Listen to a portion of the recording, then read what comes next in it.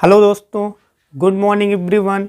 स्वागत है आप सभी का आपके अपने यूट्यूब चैनल 22 जियो स्टडी में। दोस्तों, आज का हमारा टॉपिक है वैदिक सभ्यता और इससे पहले हम लोगों ने सिंधु सभ्यता को देख लिया था। यदि आपने वह वीडियो नहीं देखा है तो आप जाके उसे देख लें और उस सभ्यता के बाद में जो सभ्यता आती है उसे हम वैदिक सभ्यता कहते हैं। तो उस वीडियो का लिंक यानी सिंधु सभ्यता जो वाला वीडियो है उसका लिंक आपको डिस्क्रिप्शन में मिल जाएगा। तो देखते हैं कि वैदिक सभ्यता ही इस सभ्यता को क्यों कहा जाता है, क्योंकि इस सभ्यता के बारे में जो जानकारी मिलती है वो वेदों से ही मिलती है। तो इसीलिए वेदों के नाम पर ही इस सभ्यता का नाम वैदिक सभ्यता रखा गया है। और अब हम लोग देखेंगे जो वैदिक सभ्यता है उसका विभाजन। तो यहाँ पे विभाजन को देखने से पहले आपको बहुत ही अच्छी तरीके से समझना है, क्योंकि विभाजन में बहुत ही ज़्यादा कन्फ्यूजन पैदा हो जाता है। क्यों? क्योंकि वैदिक जो सभ्यता है उसका समय क्या है, तो उसका समय है 600 ईसा पूर्व से 1500 ईसा पूर्व तक। ठीक है, कितना है? 600 ईसा पूर्व से 1500 ईसा पूर्व तक का जो काल है या जो समय है उसे हम वैदिक सभ्यता या फिर आर्य सभ्यता के नाम से जानते हैं। जी हाँ, क्योंकि वैदिक सभ्यता को आर्य सभ्यता भी कहते हैं। तो यहाँ पे प्रश्न उठता है कि आर्य सभ्यता क्यों कहा जाता है। तो यहाँ पर जो आर्य थे वही सबसे पहले वैदिक सभ्यता में वैदिक सभ्यता में जाके बसे थे। ठीक है, तो इन्हीं के नाम पर आर्य क्या थे, तो ये एक जाति के लोग थे। ठीक है, विशेष समुदाय के लोग थे जिन्हें कि आर्य कहा गया है। तो अब इसका विभाजन देखते हैं। तो वैदिक सभ्यता को दो भागों में बांटा जाता है। पहला है पूर्व वैदिक काल। पूर्व का मतलब ही होता है पहले का, तो यानी इसे दो भागों में बांटेंगे। इसका जो पहला भाग होगा उसे हम पूर्व वैदिक सभ्यता के नाम से जानते हैं। और इसका समय क्या है, तो इसका समय है 1500 ईसा पूर्व से 1000 ईसा पूर्व तक का जो समय है उसे हम पूर्व वैदिक काल या पूर्व वैदिक सभ्यता कहते हैं। ठीक है, और जो दूसरा भाग है उसे हम उत्तर वैदिक काल कहते हैं। उत्तर का मतलब ही होता है जो बाद वाला हिस्सा होता है उसे हम क्या कहते हैं, उत्तर कहते हैं। ठीक है, तो इसका समय क्या फिर रहेगा, तो इसका इसके बाद समय रहेगा, क्योंकि इसका समय कितना था 1500 ईस्वी से 1000 ईसा पूर्व तक। फिर जो समय बच गया ना वो हो जाएगा उत्तर वैदिक काल। तो कौन सा समय बच गया, चूंकि इसका पूरा समय है 600 ईसा से 1500 ईसा पूर्व तक, तो यहाँ पे यह समाप्त हो गई। अब इसके बाद में जो सभ्यता लगी वो उत्तर वैदिक काल की सभ्यता लगी। तो क्या उसका समय है 1000 ईसा से 600 ईसा पूर्व तक। तो इसे आपको याद भी करना है क्योंकि समय भी पूछा जाता है। ठीक है, यदि आपको यहाँ पे विभाजन समझ में नहीं आएगा तो फिर आगे जो प्रश्न पेपर में आएंगे या यहाँ पे मैं बताऊंगा वो आपको निश्चित तौर पे समझ में नहीं आएंगे, क्योंकि पेपर में साफ साफ कहा जाएगा उत्तर वैदिक सभ्यता या फिर पूर्व वैदिक सभ्यता या फिर ऋग वैदिक सभ्यता या फिर आर्य वैदिक सभ्यता। ठीक है, तो अब यहाँ पे हम देखते हैं, इसे देखेंगे पूर्व वैदिक सभ्यता को। तो इसे हम एक और नाम से जानते हैं जिसका नाम है ऋग वैदिक युग या फिर ऋग वैदिक काल। तो इसके कितने नाम हो चुके अभी तक इसके नाम हुए हैं एक। ये जो वैदिक सभ्यता है ये तो हम संपूर्ण सभ्यता को कहते हैं जिसका समय है 600 ईसा पूर्व से 1500 ईसा पूर्व तक। और जैसे हम पूर्व वैदिक काल में आएंगे तो इसे हम दो और नामों से पुकारते हैं। क्या नाम है, तो ऋग वैदिक युग और आर्य सभ्यता। तो अब ऋग वैदिक युग इसे क्यों कहा जाता है, किसे, पूर्व वैदिक काल को। तो ऋग वैदिक इसे इसलिए कहा जाता है क्योंकि इस सभ्यता मतलब या फिर इस समय की जो सभ्यता थी उसके बारे में जो जानकारी मिलती है वो ऋग्वेद से ही मिलती है। तो इसीलिए ऋग्वेद के नाम से ही पूर्व वैदिक काल को जाना जाता है। ठीक है, सो आई होप ये आपको समझ में आ गया होगा। अब इसका दूसरा नाम देखते हैं, क्योंकि मैंने पहले भी बताया था। तो इस दूसरा नाम है आर्य सभ्यता, क्योंकि इस समय जो आर्य थे वह यहाँ के कहाँ के पूर्व वैदिक काल के या पूर्व वैदिक सभ्यता के मुख्य निवासी थे। तो इन्हीं के नाम पर ही इस सभ्यता का नाम रख दिया गया है। ठीक है, तो दो नाम इसके और हो गए। देखिए, चाहे पूर्व वैदिक सभ्यता पूछे या फिर ऋग वैदिक सभ्यता पूछे या फिर आर्य वैदिक सभ्यता पूछे, तो इन तीनों का मतलब है 1500 ईसा पूर्व से 1000 ईसा पूर्व तक का समय। ठीक है, तो अब चूंकि ये इस सभ्यता का नाम ही है ऋग वैदिक युग या ऋग वैदिक सभ्यता, तो अब ऋग्वेद को जानना बहुत ही ज़्यादा जरूरी है। ठीक है, तो देखते हैं हम ऋग वैदिक के बारे में। तो जो ऋग्वेद है वह संस्कृत भाषा का जनक कहा जाता है, या फिर ऐसे कह लें जो ऋग्वेद है वहाँ पर सर्वप्रथम संस्कृत भाषा का विकास हुआ, मतलब संस्कृत भाषा का प्रयोग हुआ सबसे पहले कहाँ पे, तो ऋग्वेद में ही सबसे पहले संस्कृत भाषा का प्रयोग किया गया। ठीक है, फिर सेकंड क्या है, गायत्री मंत्र। तो गायत्री मंत्र कहाँ से लिया गया, तो गायत्री मंत्र ऋग्वेद से ही लिया गया है।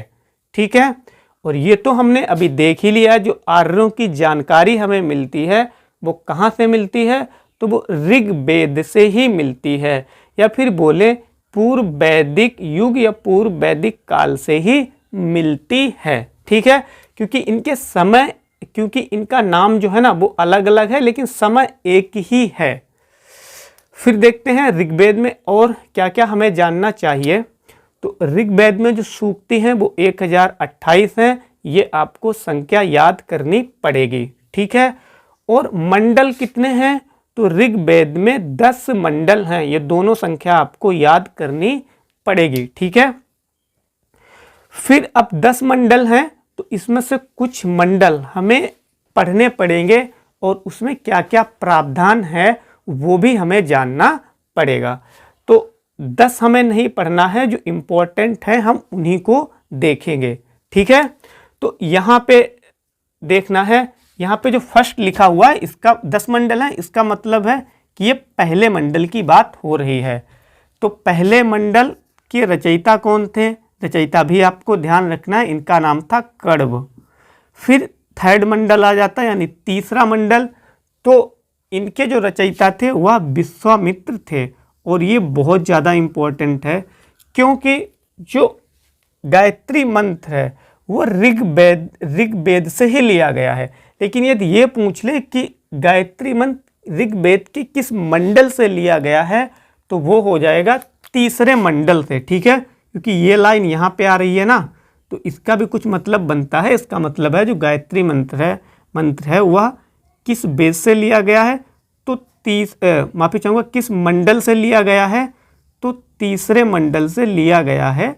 और इसके किसकी बात हो रही है यहाँ पे गायत्री मंत्र की बात हो रही है। गायत्री मंत्र या तीसरे मंडल के रचयिता कौन है, तो विश्वामित्र तीसरे मंडल और गायत्री मंत्र के रचयिता हैं। ठीक है, फिर पांचवा मंडल, तो पांचवें मंडल के जो रचयिता हैं उनका नाम है अत्रि। फिर पांचवें के बाद है सातवां मंडल, तो इसके जो रचयिता हैं उनका नाम है वशिष्ठ। क्या नाम है, उनका नाम है वशिष्ठ। और उसके बाद में जो नववां मंडल है और जो 9वां है और 10वां है, यहाँ से हमें ये जरूर ध्यान रखना है, जो सोम देवता हैं एक, तो उनके बारे में जानकारी कहाँ से मिलती है, तो ऋग्वेद के 9वें मंडल से हमें सोम देवता के बारे में जानकारी मिलती है। और जो 9वां मंडल है यह सोम देवता को समर्पित है। या फिर ये कह लें कि जो ऋग्वेद का 9वां मंडल है उसमें सोम देवता के बारे में वर्णन है। ठीक है। फिर लास्ट आ जाता है आपका 10वां मंडल। सो इसमें किस चीज़ का प्रावधान है? सो इसमें जो वर्ण व्यवस्था है, वर्ण व्यवस्था कौन सी? यही क्षत्रिय है, शूद्र है, ऐसे। तो किस मंडल में है? 10वें मंडल में वर्ण व्यवस्था का प्रावधान है। और जो नदियों की उत्पत्ति के बारे में जानकारी मिलती है वो किस मंडल से? तो 10वें मंडल से मिलती है। ठीक है। और भी हमें यहाँ पे मैंने कुछ नोट्स में लिखा हुआ है जो कि बहुत इम्पोर्टेंट है, तो ये भी हमें जानना पड़ेगा ऋग्वेद के बारे में। देखिए कितने मंडल हैं? 10 मंडल हैं। सो जो मंडल 2 से लगा के 7 तक जो मंडल हैं वह सबसे पुराने मंडल, प्राचीन या फिर पुराने ऋग्वेद के मंडल हैं। ठीक है। तो क्योंकि सबसे आ गया है तो फिर सर्वाधिक आ गया, तो इसीलिए ये अपने आप में इम्पोर्टेंट हो जाता है। फिर है जो मंडल संख्या 2 से 8 तक है, इसे क्या कहा गया? तो इसे गोत्र मंडल भी कहा गया है। क्या कहा गया? गोत्र मंडल भी कहा गया है। फिर है ऋग्वेद का नाम ऋग्वेद ही क्यों पड़ा, या फिर ऋग्वेद का अर्थ क्या है? क्योंकि अर्थ भी कभी कभी पूछ लिया जाता है। तो सीधा सा मतलब है ऋग्वेद में भगवान की प्रशंसा में ऋषियों द्वारा दिए गए मंत्रों का प्रावधान किया गया है, वर्णन किया गया है, तो इसीलिए इसका नाम ऋग्वेद पड़ा है। या फिर अर्थ भी पूछे ऋग्वेद का अर्थ क्या है, तो इसका अर्थ यही हो जाएगा, ऐसा वेद जिसमें भगवान की प्रशंसा में ऋषियों द्वारा दिए गए मंत्र को संकलित किया गया है। ठीक है। अब और देखते हैं यहाँ से, जो कि काफ़ी इम्पोर्टेंट है। सिंधु आर्यों की विशिष्ट नदी, कहने का मतलब है, देखो ये तो निवासी थे आर्य, ये कौन थे? ये ऋग्वैदिक सभ्यता के निवासी थे आर्य। तो आर्यों की सबसे विशिष्ट नदी, विशिष्ट का मतलब विशेष नदी कौन सी थी? तो सिंधु नदी थी। क्योंकि यहाँ पे ना कन्फ्यूजन उत्पन्न हो जाता है, इसीलिए यहाँ पे मैंने लिखा है, और ये प्रश्न एग्जाम में आता भी है। ठीक है। गंगा, यदि ये प्रश्न एग्जाम में आएगा तो गंगा तो निश्चित तौर पे एग्जाम में ऑप्शन के तौर पे एक दिया जाएगा, गंगा ऑप्शन। तो बहुत लड़के क्या होते हैं, उन्हें नहीं पता होता तो वो गंगा को टिक कर देते हैं, लेकिन सिंधु सबसे विशिष्ट नदी हो जाएगी आर्यों की। फिर है ऐसे प्रश्न पूछता है कि सरस्वती नदी को ऋग्वेद में क्या कहा गया है? तो जो सरस्वती नदी है उसे 2 नाम ऋग्वेद में दिए गए हैं। कौन कौन से? नदी तमा और माते तमा। कौन कौन से नाम है? एक बार फिर से रिपीट कर लेते हैं, नदी तमा और माते तमा। ठीक है। दोनों नाम याद करने हैं, हालांकि नाम जो दोनों हैं वो एक जैसे हैं, इसीलिए ये जल्दी ही आपसे याद हो जाएंगे। ठीक है। फिर नेक्स्ट देखते हैं, आर्यों के निवास को सैप्त संदर्भ कहा जाता था। मतलब जो यहाँ के निवासी थे आर्य, तो जहाँ पे वो रहते थे उस स्थान को क्या कहा जाता था? उस स्थान को सैप्त संदर्भ कहा जाता था। ठीक है। क्योंकि ये भी प्रश्न बार बार पूछा जाता है। फिर है कि जो आर्य निवास करते थे उसकी सबसे छोटी इकाई कौन सी थी? तो उसको हम कबीला या फिर कबीले कहते थे। तो अब खुद कल्पना कीजिए कि कबीला या फिर कबीले कैसे होंगे। भाई जहाँ पे सिंपल सी बात है, लोग, कौन से लोग? तो कौन से लोग रहते थे? तो इस युग में या फिर इस सभ्यता में आर्य लोग ही रहते थे। जो मुख्य रूप से रहते थे वो आर्य लोग ही रहते थे। तो आर्य लोग जहाँ पे रहते थे उस स्थान की सबसे छोटी जो इकाई हुआ करती थी उसे हम कबीला या फिर कबीले कहते थे। और फिर कई कबीलों को मिलकर जन बनाया गया था। जैसे कि यदि हम आज के युग से कंपेयर करें तो गांव होता है, फिर गांव, कई गांव को मिला के 2 गांव या 3 गांव या 4 गांव को मिला के हम क्या बना देते हैं? ग्राम सभा। ठीक इसी प्रकार से कई कबीले को मिला के जन बनाया गया था और फिर कई जनों को मिलकर क्या बनाया गया था, पंचजन बनाया गया था। जैसे कई ग्राम मिला दिए जाते हैं, फिर क्या बना दिया जाता है, फिर बना दिया जाता है आपका पंचायत, है ना, फिर पंचायत बना दिया जाता है। ऐसे ही फिर कई पंचजन को मिला के जनपद बनाया गया था, जैसे कि आज के समय में कई तहसीलों को मिला के जनपद बना दिया जाता है। ठीक है, फिर नेक्स्ट देखते हैं। नेक्स्ट है जीवन के 4 चरण होते थे। कौन कौन से, तो विद्यार्थी, ठीक है, जो कि सभी को पता ही होगा। फिर गृहस्थ, गृहस्थ का मतलब जो विद्यार्थी एक जीवन होता है उसके बाद में जो जीवन या जो जिंदगी होती है तो उसे हम गृहस्थ कहते हैं। ठीक है, फिर उसके बाद में बनप्रस्थ था है, बनप्रस्थ या फिर वानप्रस्थ भी आ सकता है। ठीक है, फिर सबसे लास्ट में कौन सा है, तो सन्यासी। तो ये मैंने क्रम से दिए हुए हैं, आपको क्रम से ही याद रखना है। आप 2 से 4 बार पढ़ोगे और इनका आप अर्थ यदि आपको याद ना हो तो क्या करना है, इनका अर्थ आपको निकाल लेना है। भाई विद्यार्थी, तो विद्यार्थी कब कोई होता है, मतलब ये विद्यार्थी वाला जो जीवन है वो पहले होगा ना।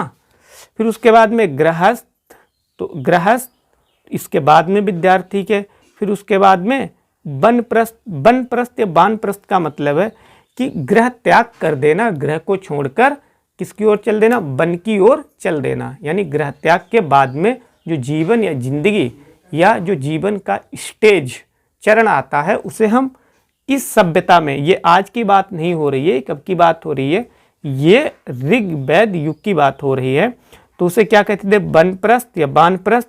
फिर सबसे जो लास्ट में आता था उसे हम सन्यासी या सन्यास कहते थे। ठीक है, इसमें से एक चीज और ध्यान रखना है, जो गृहस्थ था वह सबसे उत्तम या सबसे उत्कृष्ट जीवन का चरण माना गया था।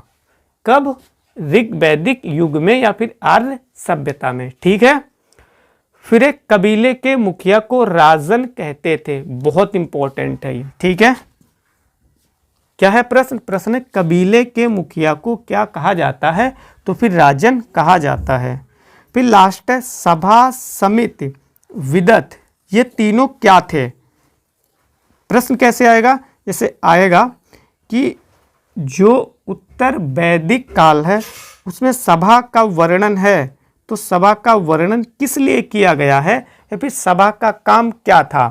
तो सिर्फ सभा ही आपको याद नहीं रखना है बल्कि तीनों याद रखना है, सभा, समिति और विदत। तो ये क्या थी, ये कबायली परिषद थी। कबायली का मतलब क्या है, कबायली का मतलब है यहाँ पे कबीले से, मतलब कबीले से संबंधित ये परिषद थी।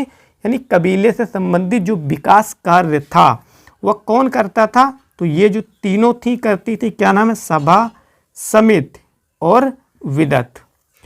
सो फ्रेंड्स, ये था पार्ट नंबर 1 और इसके बाद में अभी जो पूर्व वैदिक काल है ये तो हो गया आपका सामाजिक, जो इसकी विशेषताएं हैं वो हो गई हैं। अभी आर्थिक विशेषताएं इसकी बची हुई हैं और धार्मिक विशेषताएं बची हुई हैं।